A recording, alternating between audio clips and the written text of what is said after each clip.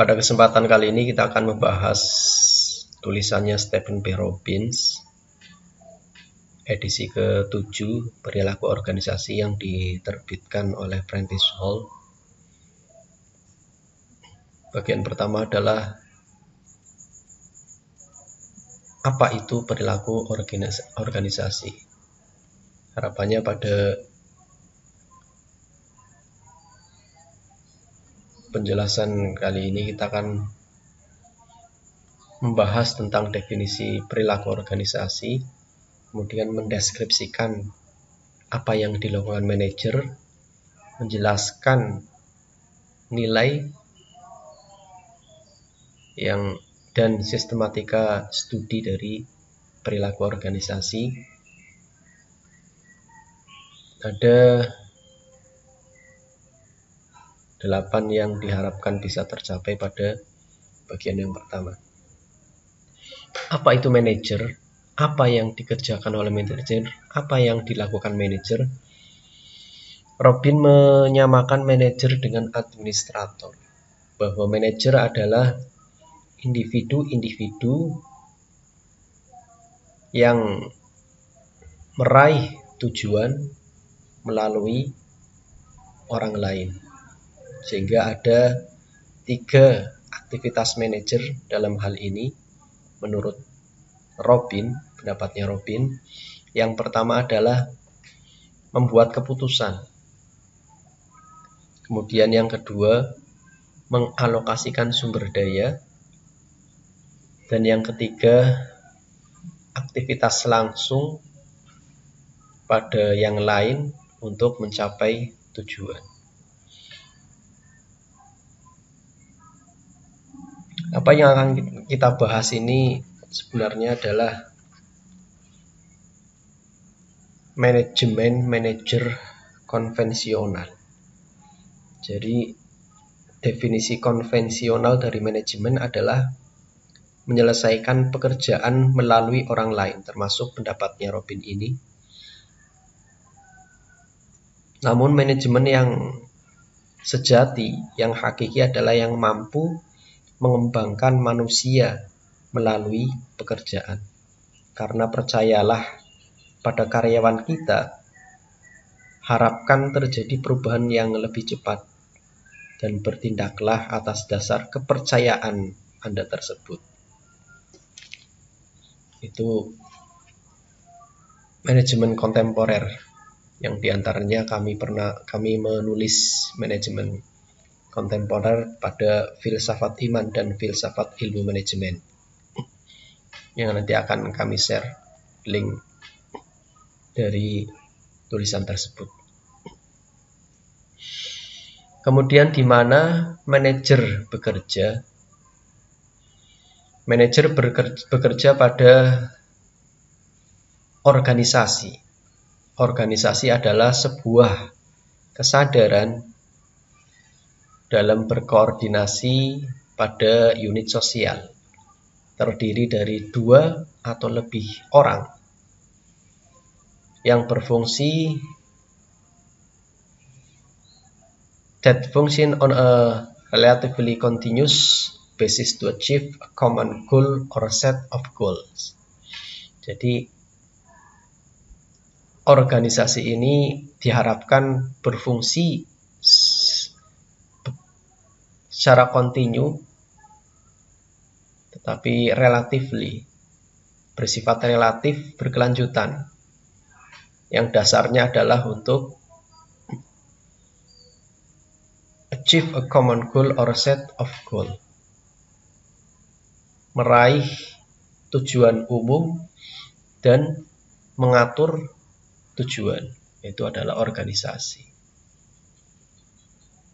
Jadi organisasi ketika terdiri dari 1 orang itu tidak bisa disebut dengan organisasi. Minimal 2 orang. Minimal 2 orang maka akan bisa disebut dengan organisasi.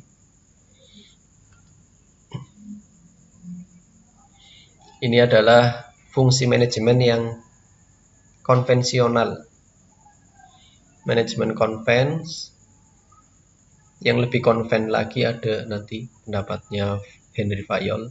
Ini pendapatnya Stephen P. Robin bahwa manajemen berfungsi sebagai planning, organizing, controlling, dan leading.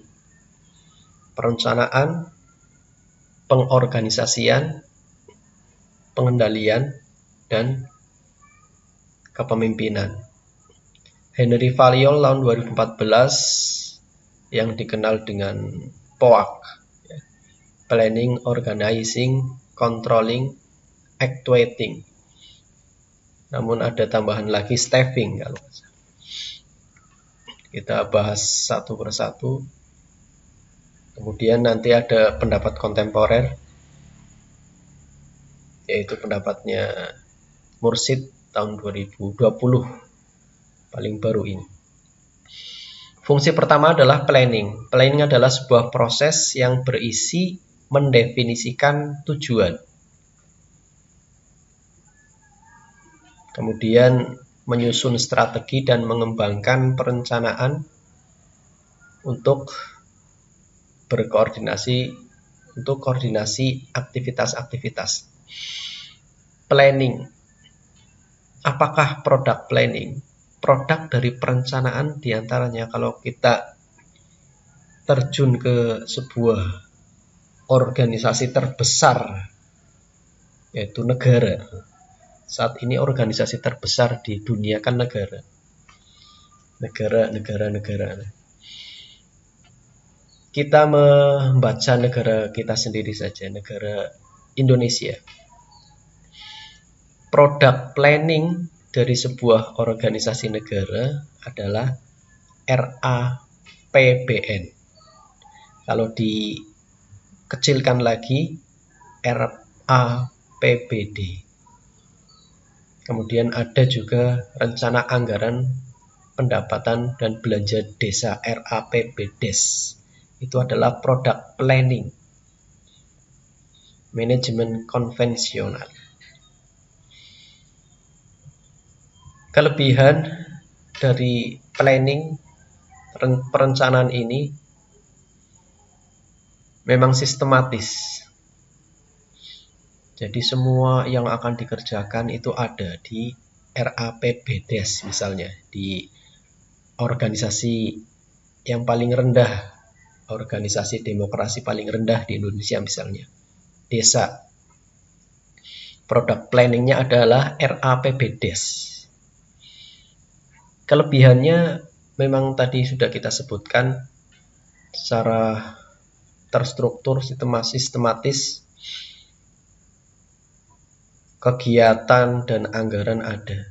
Tetapi kelemahannya adalah rentan sekali terhadap perubahan rencana. Walaupun dalam ilmu manajemen juga ada, jadi perubahan rencana itu ada.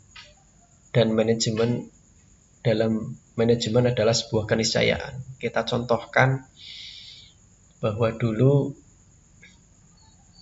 ada sebuah produk, ada sebuah brand, merek dari otomotif yang akan dipasarkan di Amerika. Kemudian ketika akan memasarkan produk tersebut besar, produk otomotifnya besar, tetapi tidak laku. Ketika pulang, ini produk motor, kita sebutkan saja mereknya Honda. Ketika pulang, marketing tersebut naik motor yang lebih kecil. Jadi awalnya planningnya adalah memasarkan produk motor besar, tetapi tidak laku pada waktu itu. Kemudian ketika pulang, naik motor kecil. Justru ketika naik motor kecil, banyak orang-orang yang tertarik. Sehingga diubahlah planning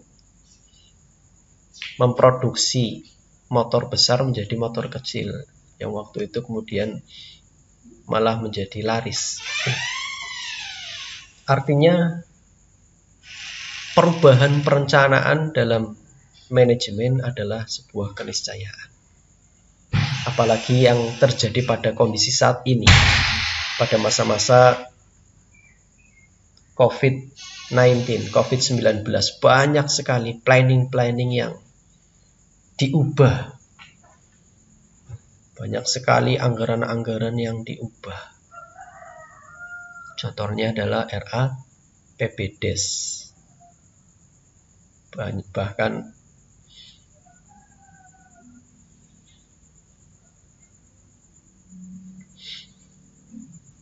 kegiatan-kegiatan yang diharapkan oleh masyarakat itu itu dihilangkan. Jadi kelemahan fungsi manajemen konvensional dalam hal ini planning itu ketika kondisinya dinamis, maka terjadi perubahan. Sehingga di akhir fungsi manajemen kita akan kenalkan fungsi manajemen dari Mursyid tahun 2020 yang kontemporer, yang terbaru, manajemen syariah, di mana fungsi yang pertama adalah bukan planning. Yang kedua adalah organizing. Fungsi ini adalah mendeterminasikan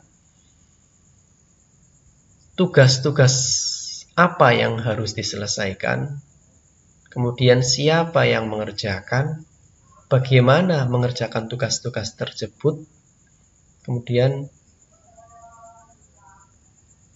pengelompokan, bagaimana tugas tersebut dikelompokkan pada sebuah organisasi, who report to whom, siapa yang melaporkan, kepada siapa laporan itu dilaporkan, and where decision are to be made, di mana keputusan itu dibuat. Organizing menurut pendapatnya Robin.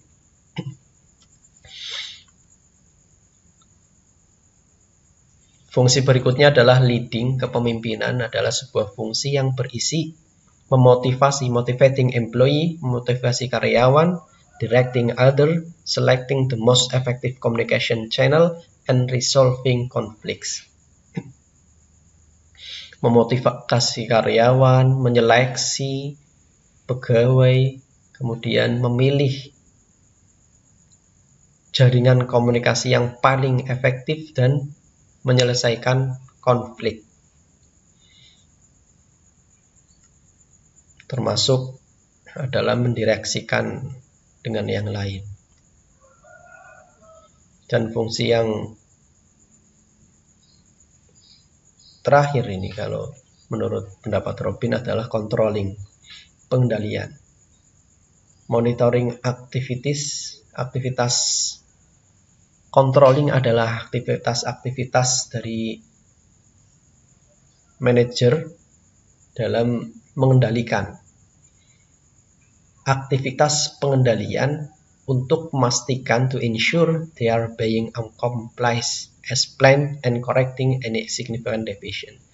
Jadi intinya adalah untuk memastikan bagaimana perencanaan itu dilaksanakan, kemudian untuk mengoreksi beberapa penyimpangan-penyimpangan yang signifikan. Jadi dalam sebuah negara kemudian ada yang disebut dengan auditing.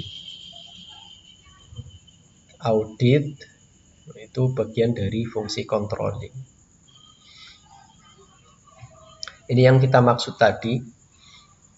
Ada fungsi manajemen kontemporer yang saat ini yang diharapkan bisa menyelesaikan atau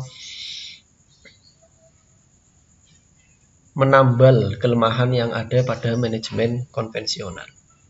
Kami perkenalkan bahwa manajemen syariah ini saya tulis di Filsafat Iman dan Filsafat Ilmu Manajemen. Nanti kita share linknya, diterbitkan oleh Pustaka Rumah Cinta tahun 2020. Halaman 283 kami perkenalkan manajemen syariah adalah prinsip manajemen yang dilandasi dengan pondasi ma'rifat, dilaksanakan menurut syariat dengan memilih tarekat yang sesuai dengan filosofi manajemennya guna mencapai hakikat. Sintesis teori ini kami susun ketika studi S3 di Unsud Purwokerto. Jadi ada 4 tingkat dari manajemen syariah. Kalau manajemen konven itu yang pertama adalah planning. Kami mengajukan pertama adalah makrifat, mengenal. Jadi kalau sudah makrifat, kalau sudah mengenal, rencana yang diajukan akan lebih mengena. Kalau planning belum mengenal, maka cenderung lebih kurang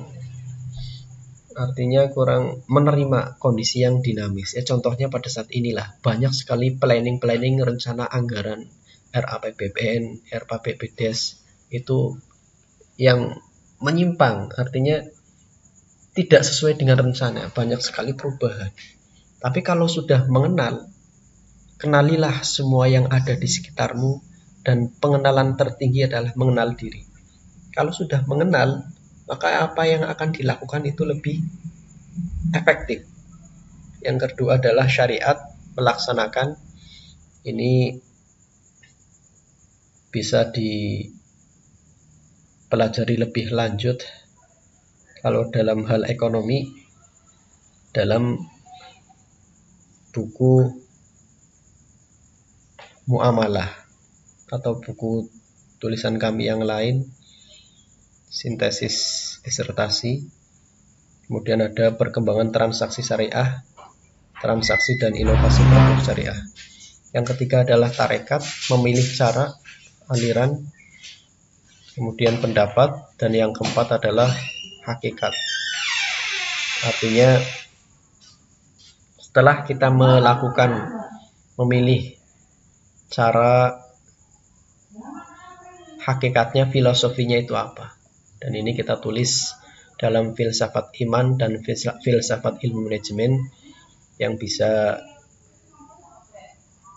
saudara miliki nanti di link yang akan kami bagikan. Silahkan baik e-booknya atau hard kopinya melalui Pustaka Rumah Cinta. Demikian pada pertemuan